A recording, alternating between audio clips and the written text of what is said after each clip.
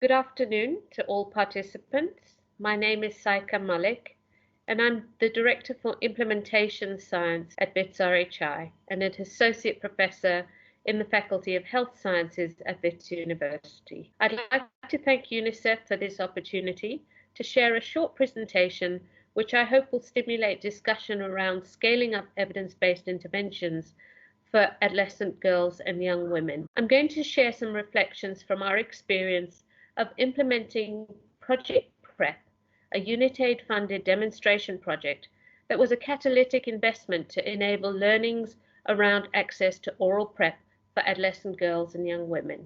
This slide shows the timeline for oral PrEP introduction in South Africa, which began soon after the WHO recommended PrEP for those at significant risk of HIV acquisition in late 2015. By June 1, 2016, oral PrEP began to be rolled out to sex workers and MSM in 2017. During 2017, we worked closely with the South African National Department of Health to design and develop a demonstration project that would inform scale-up to adolescent girls and young women as a priority population at all sites around the country. Currently, PrEP is available in 2,091 facilities with over 370,000 people who have initiated PrEP over time through the national program. Project PrEP had a number of objectives to achieve the aim of strengthening demand, uptake, and continuation of comprehensive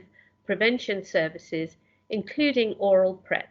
New prevention technologies were not going to be introduced as a vertical program, but rather integrated into other services. We worked with the Department of Health to identify 4 project clusters and to increase accessibility of PrEP, demonstrate effective delivery models and use of PrEP, and generate evidence on the use of PrEP in real-world settings so that these learnings could inform scale.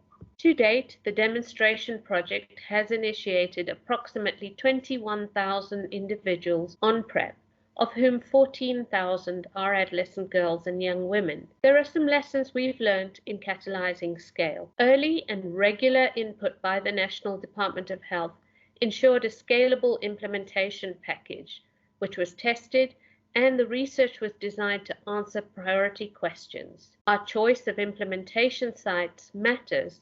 We chose diverse, real-world settings to generate generalizable data and diverse insights. Mechanisms to report regularly to key stakeholders are needed, and we had regular updates provided through the National PrEP Technical Working Group, as well as regular reporting of routine indicators to the National Department of Health. We used the opportunity to develop tools to support implementation. These included digital platforms, social media, website, a chatbot, as well as mobile apps. We realized that digital tools and platforms for the Department of Health can be useful in developing a trusted resource for both providers and clients. We developed IEC materials with a positive narrative, implementation guides that were comprehensive and included other sexual and reproductive health services, counseling guides and job aids for providers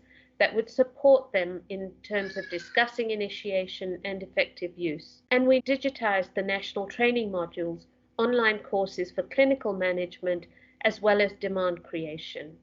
You can see that these innovations had widespread reach, and just to highlight that to date, 8,187 users have completed the clinical management of oral PrEP course on the myprep.co.za website.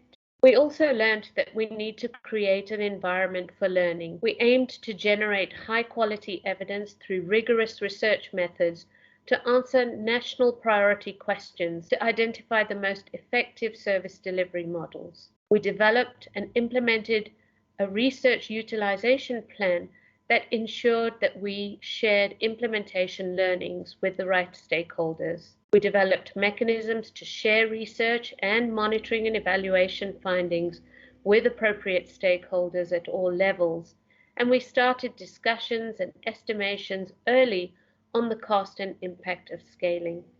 Finally, We also developed and tested indicators for program monitoring.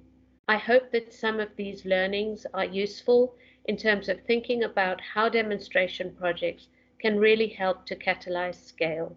Thank you.